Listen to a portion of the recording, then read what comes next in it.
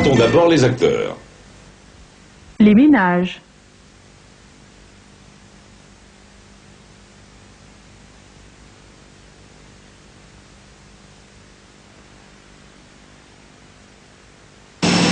Les entreprises.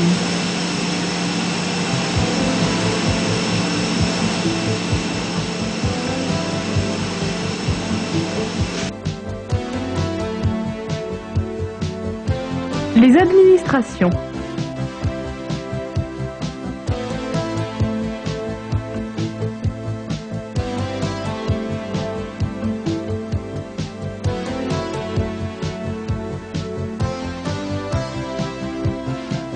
Les institutions financières.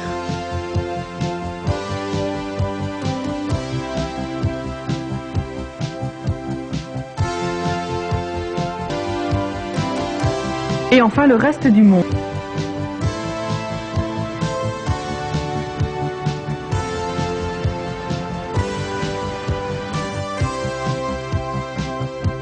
Ces acteurs jouent.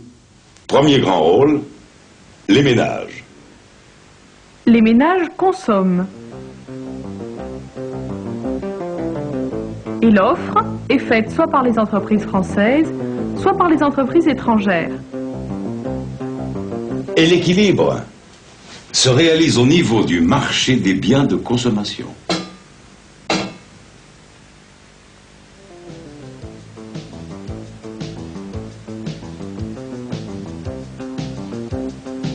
Par exemple, les entreprises françaises produisent des automobiles.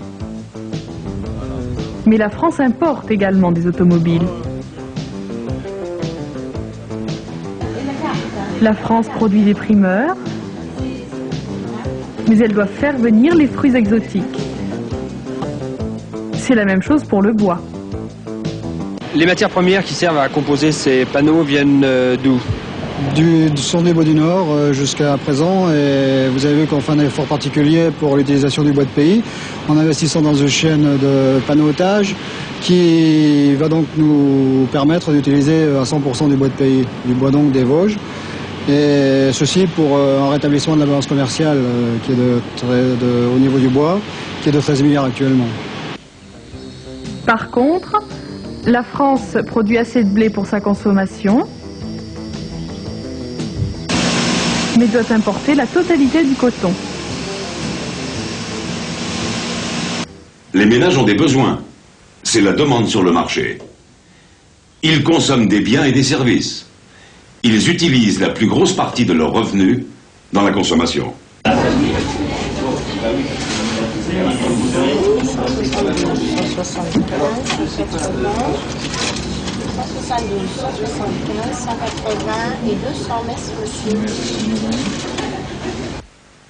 D'où viennent les revenus des ménages?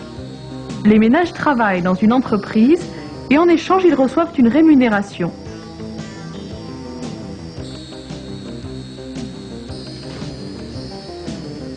D'autres ménages travaillent dans les administrations.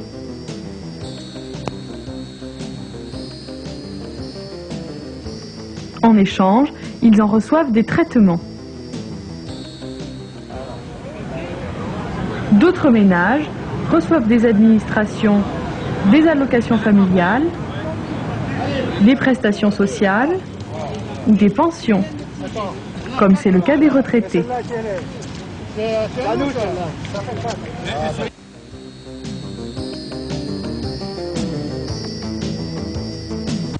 Ce que les ménages ne consomment pas va à l'épargne par le biais des institutions financières. À ce stade, on peut constater que les ménages jouent avec beaucoup de partenaires. Récapitulons et situons les acteurs.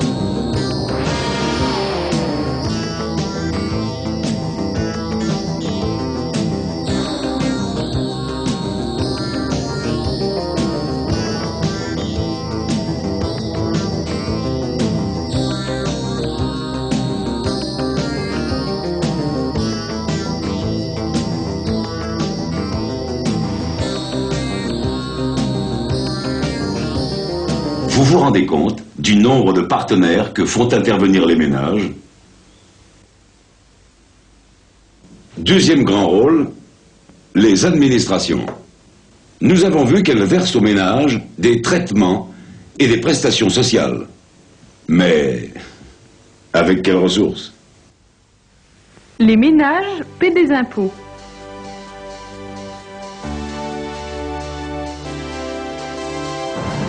Les entreprises aussi paient des impôts.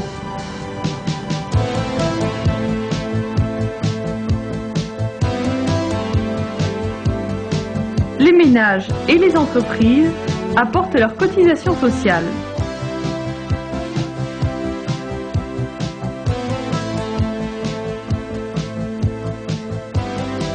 Une partie des ressources des administrations permet de verser des traitements et des prestations sociales. Une autre partie, de fournir des services gratuits. Mais les administrations font aussi partie des consommateurs. Vous êtes ici dans une entreprise paysagiste de la région parisienne. On réalise à peu près la moitié de notre chiffre d'affaires en ce qu'on appelle les entretiens des espaces verts, qui sont des contrats en général de longue durée, de 2 ans, 3 ans, voire 5 ans, et qui consistent donc à entretenir les espaces verts qui ont été réalisés dans les années passées. L'autre partie consiste à des aménagements nouveaux, des aménagements de parcs avec des plantations, ou alors des aménagements purement minéraux, des aménagements de places dans les villes. On travaille exclusivement avec ce qu'on appelle les collectivités locales, c'est-à-dire les administrations, l'État, les mairies, les départements et les établissements publics pour les villes nouvelles.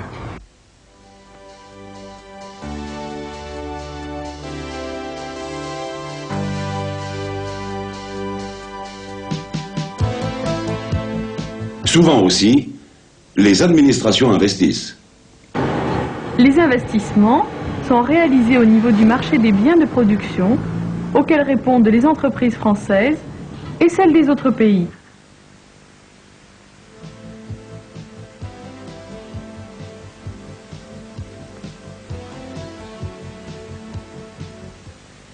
Et enfin, parfois, elles subventionnent les entreprises.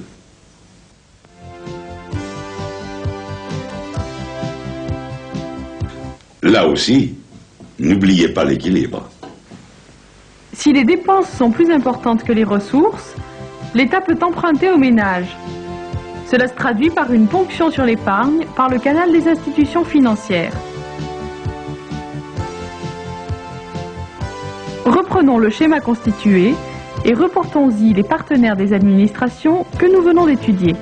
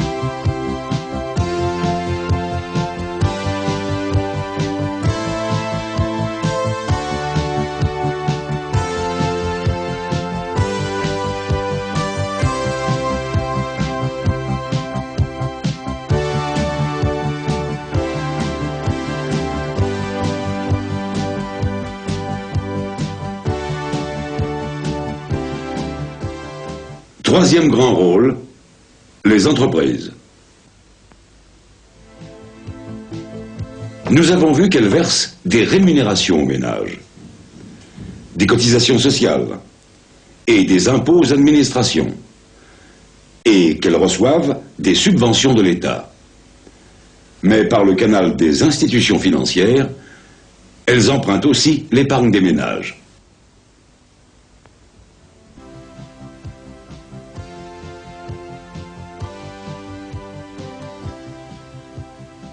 Elles offrent des produits sur le marché des biens de consommation et de production.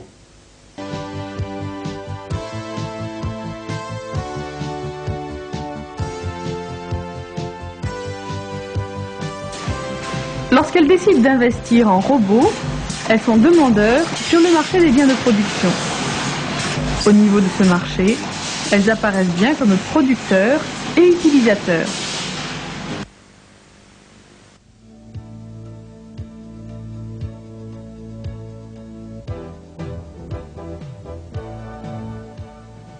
Toute cette production française n'est pas destinée à la seule consommation française. Une partie est achetée par des ménages et des entreprises du reste du monde. Ce sont les exportations.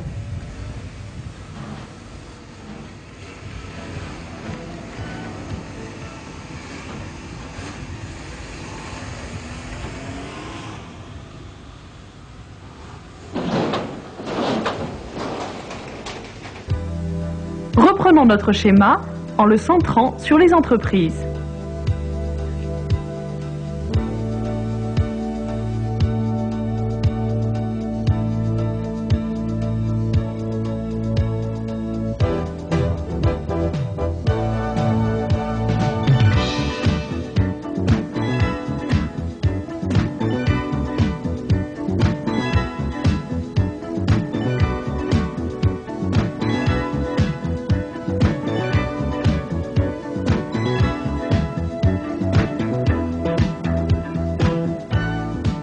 Il y a aussi le reste du monde.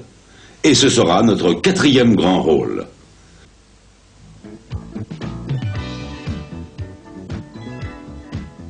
Comme les entreprises, il intervient sur le marché des biens de consommation et de production. Le reste du monde vend aux entreprises françaises des matières premières et des biens de consommation. Ce sont les importations. Il achète aux entreprises françaises de la chimie, du vin, des produits de luxe. Ce sont les exportations des entreprises françaises.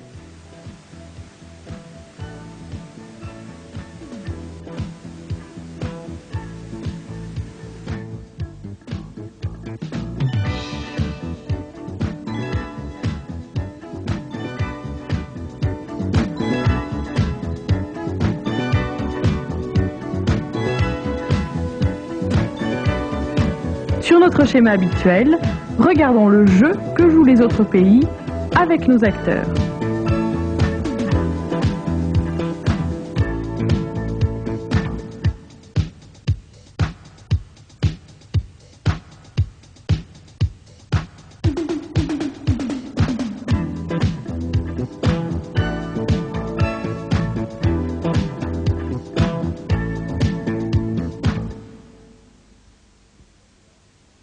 Et si les achats sont supérieurs aux ventes, eh bien, on doit de l'argent au reste du monde. C'est ce que l'on appelle le déséquilibre de la balance du commerce extérieur.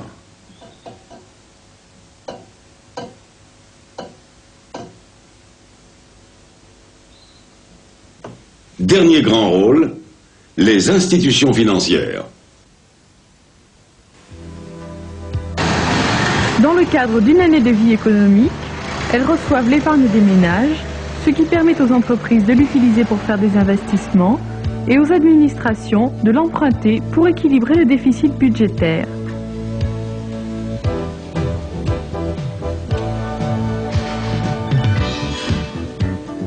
Lorsqu'on achète plus au reste du monde qu'on ne lui vend, le reste du monde nous fait crédit par l'intermédiaire des institutions financières.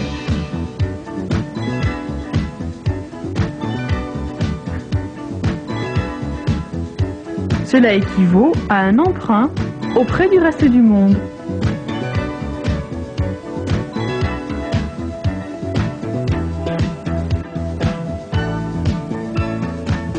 Notre schéma familier nous apparaît maintenant avec les institutions financières.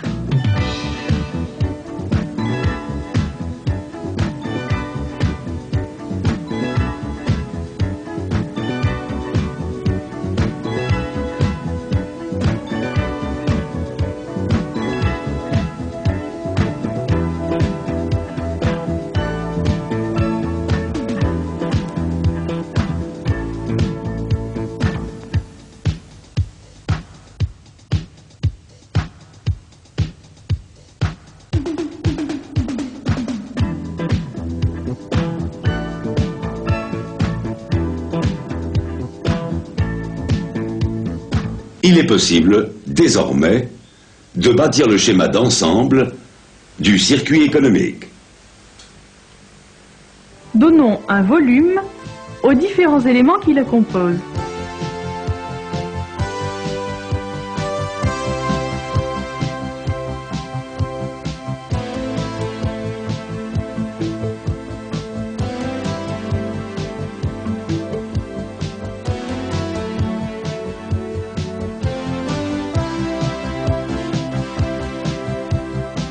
La demande de biens de consommation des ménages et de l'administration se retrouve en production des entreprises françaises et des autres pays.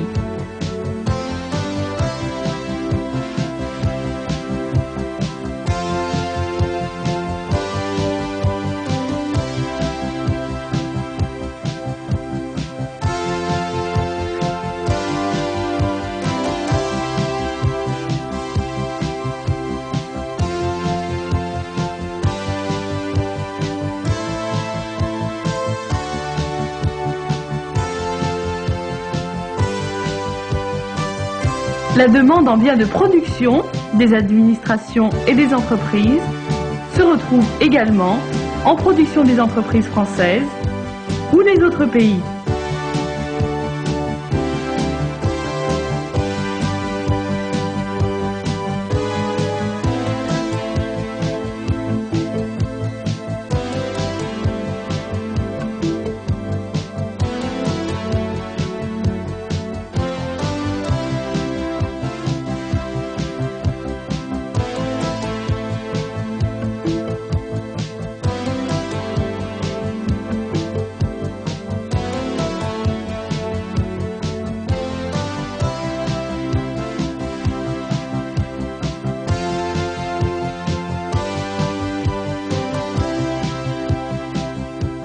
Regardons fonctionner ce circuit à travers quelques exemples. Achat de robots pour nettoyer le métro. Les entreprises investissent. Il y a demande sur le marché des biens de production, ce qui va faire travailler les entreprises.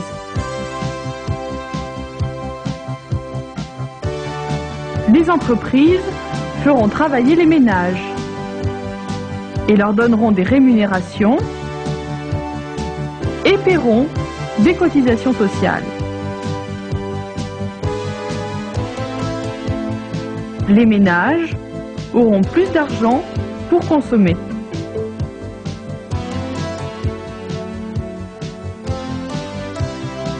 D'où une demande accrue auprès des entreprises, etc.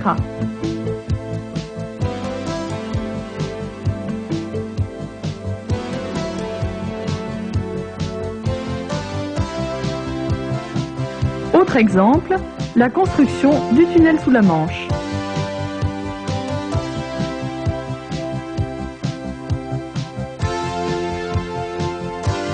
Cette fois, ce sont les administrations qui investiront sur le marché des biens de production. Il y aura une répercussion de la demande au niveau des entreprises et des autres pays. Les entreprises distribueront plus de revenus aux ménages et paieront des cotisations sociales. Encore une fois, les ménages pourront consommer davantage.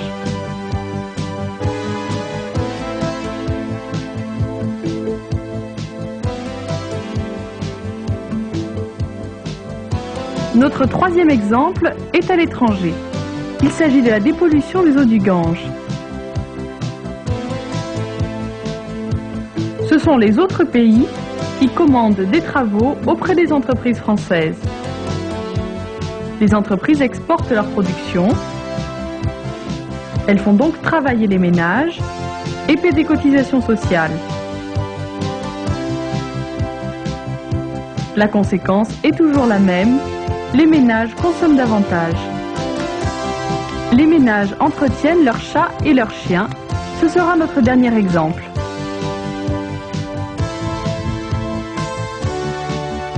La demande des ménages se répercute sur le marché des biens de consommation, puis sur les entreprises. et sur les autres pays. Les entreprises font travailler les ménages et paient leurs cotisations sociales. Encore une fois, notre boucle est bouclée et les ménages pourront consommer davantage. Eh bien voilà, nous avons terminé. Vous savez tout. Ou presque. Mais avouez que si cela explique beaucoup de choses, ça laisse aussi la place à beaucoup de questions. Mais c'est ça, le privilège du savoir. Il y a de plus en plus de retraités, les caisses sont en déficit et on augmente le pouvoir d'achat. Au revoir. Les caisses sont en déficit et on augmente le pouvoir d'achat des ménages. Les ménages, c'est le tarif de la consommation. Et alors c'est le meilleur qui est moins cher. Dans le moins de travail, alors c'est chômage.